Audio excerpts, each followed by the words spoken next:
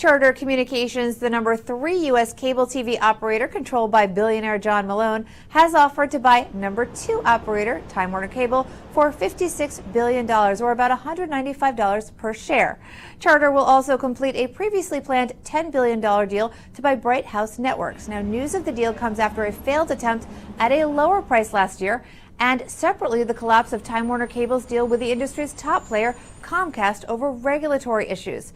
S&P Capital IQ's Tuna Amobi, though, says this deal is worth the higher price. So we think it positions the new company to compete more effectively with not just Comcast, but keep in mind the pending acquisition of DirecTV by AT&T. So I think you've got now a much more consolidated, companies competing against each other, not just in the new landscape, but also we think against over-the-top players like Netflix and Hulu. So in a way, we kind of look at this deal, not just a scale play, but also a defensive kind of deal in the face of intensifying competition.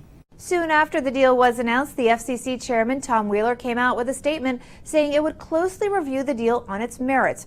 Reuters' Alina Selyuk. It does kind of draw a line in the sand from the Comcast deal that, of course, unraveled really quickly and created a lot of concerns in the industry that perhaps the FCC just didn't want any cable companies merging whatsoever. And Chairman Wheeler says, hey, bring your deal. We'll look at it on its own merits. It will face the exact same challenges and standards as any other merger that comes before the FCC. A key area of regulatory concern would be competition in broadband internet. If completed, the deal would create a company that controls more than 20% of the U.S. broadband market, according to research firm MoffettNathanson.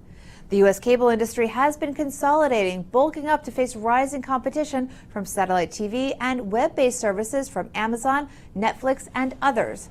But the scale and cost savings could help this company offer smaller, more affordable options to consumers. So I think they've talked about $800 million in annual run rate synergies from this deal, not even including programming costs. So we think ultimately for the consumer, the new charter is going to have much more scale, potentially passing along some of these cost savings to consumers. Shares of both companies' stocks rose on Tuesday, in part on the belief that the deal had a good chance of approval.